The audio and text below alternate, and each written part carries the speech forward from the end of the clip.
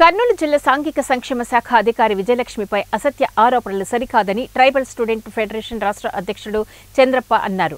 కర్నూలులోని సాయి వసంత complex ఆవరణంలో నిర్వహించిన media సమావేశంలో ఆయన మాట్లాడుతూ విధి నిర్వహణలో ఓ అధికారి నిష్పక్షపాతంగా వ్యవహరిస్తే అసత్య ఆరోపణలు చేయడాన్ని ఆయన ఖండించారు.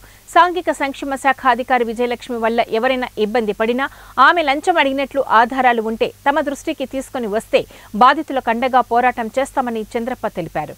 విధి నిర్వహణలో తప్పు చేసిన వారిపై ఆధారాలు ఉండడంతో విజయలక్ష్మి సస్పెండ్ చేసిందని, దీంట్లో తప్పేమీ ఉందని ఆయన అన్నారు.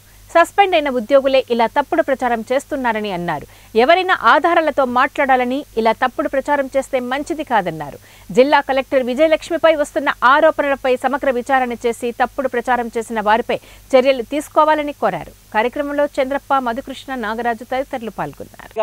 వారిపైన చర్యలు తీసుకోవడం తప్పేందని చెప్పేసి కూడా మేము ఇవాళ అడుగుతున్నాం. తప్పైన తర్వాత తప్పు అయిపోయింది, మాకు ఉద్యోగంలో న్యాయం చేయండి అని చెప్పేసి అడగడంలో తప్పు లేదని చెప్పేసి కూడా మేము ఇవాళ చెప్తున్నాం. అలా కాకుండా ఆమె పైన నిందారోపణలు మోపడాన్ని మేము పూర్తిగా వ్యతిరేకిస్తున్నాం. అదేవిధంగా ప్రతి విద్యార్థికి 50 రూపాయల చొప్పున నెలకు ఆమె పైన ఇవ్వాలని చెప్పేసి ఆరోపణలు వస్తున్నాయి. అదే హాస్టల్ వార్డన్లు ఆమెకి ఎవరికి ముడుపులు ఇచ్చినారు, ఎవరెవరు ఇచ్చినారు అని చెప్పేసి ఒకసారి అధికారులకు విత్ ఎవిడెన్స్తో రాసిస్తే మరి ఇక్కడ ఉన్నటువంటి జిల్లా కలెక్టర్ గారు ఆమె పైన చర్యలు తీసుకుంటారు కదా. అటువంటి ఆధారాలు ఏవి ఇవ్వకోకుండా ఆమె పైన ఆరోపణలు చేయడాన్ని మేము పూర్తిగా వ్యతిరేకిస్తున్నాం. అదేవిధంగా కలెక్టర్ గారు ఈ నెలలో సత్యనారాయణ రాజు హాస్టల్కి వెళ్ళి విజిట్ చేసిన తర్వాతనే అతన్ని సస్పెండ్ చేయడం జరిగింది.